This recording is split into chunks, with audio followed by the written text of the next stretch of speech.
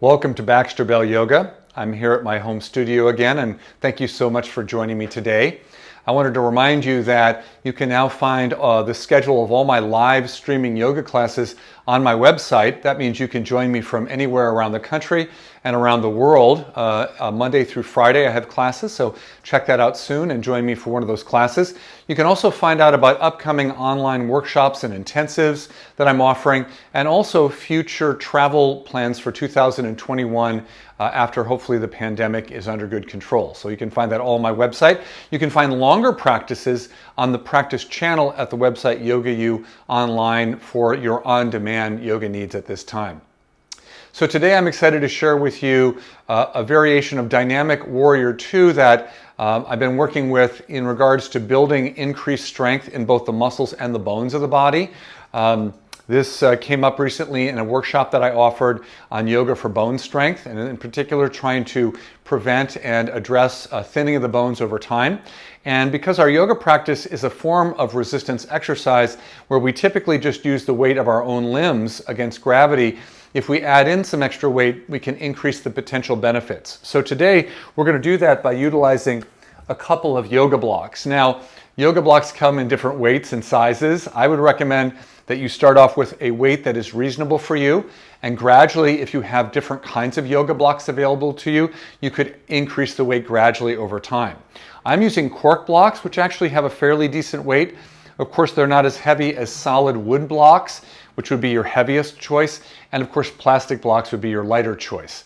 So start at a place that works nicely for you, and then we'll go from there. So we're going to do a combination of Dynamic Warrior 2 and Static Warrior 2 to both build strength in the dynamic range of motion and also in that static hold, isometrically holding it a little bit longer.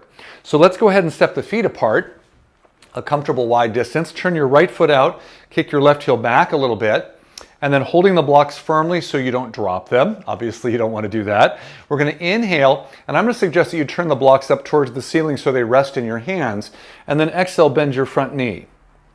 Inhale, let's re-straighten the front leg, and then exhale the blocks back to touch your legs. Let's do that again. Inhale, the arms come up.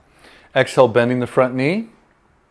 Inhale, straightening the leg, and exhaling the arms back down. So with the breath, on the inhale, on the exhale, on the in-breath, and on the out-breath. Try that twice on your own. Following your breath, taking your time, setting some good intention to hold those blocks nice and steady out to the sides.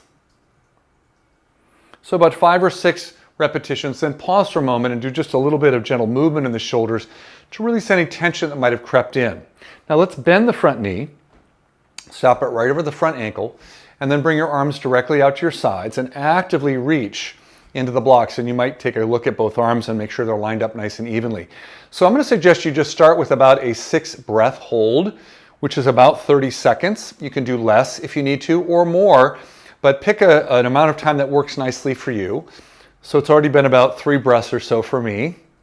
So I'm going to stay for another couple breaths. I'm really intending to keep those blocks reaching far apart and holding them nice and actively with the arms. I can really feel the work in the arms very clearly.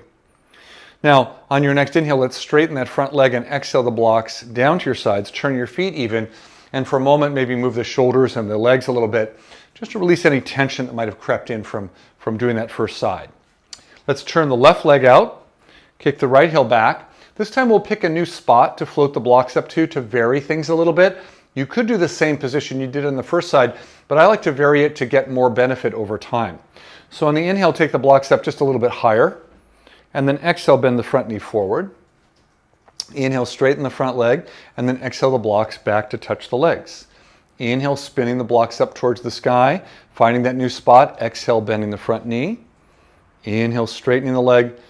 Exhale the arms down. Let's do that a couple more times. Inhaling and exhaling. Inhaling and exhaling. Try it 3 times on your own now. Get into a nice rhythm. Follow the rhythm of your breath. You might move a little faster or slower than me. Perfectly fine.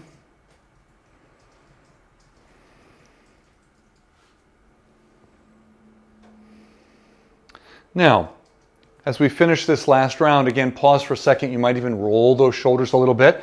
It's quite a bit of work holding especially the cork blocks up in the air, so I'm definitely feeling the work in the arms already. Let's bend that left knee into its appropriate alignment so that it's nice and healthy for that front knee. And then let's take the blocks up to that new position that we chose for the dynamic version. Again, we'll stay for about 6 breaths.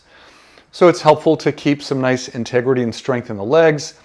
You can use the muscle activation technique that I describe in my book, Yoga for Healthy Aging, whereby you actively firm the muscles in towards the bones. So I can do that with both my arms and my legs to add a little more isometric strengthening potential to the held version of the pose.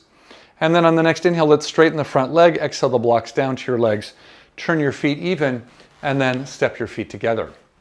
So go ahead and take a moment just to set your blocks intelligently off to one side, shake your hands out. Again, maybe roll the shoulders a little bit just to release the intensity of the work in the upper body. And then notice as you stand in mountain pose for a moment, the sensations that arise when you've been strongly attempting to strengthen your muscles.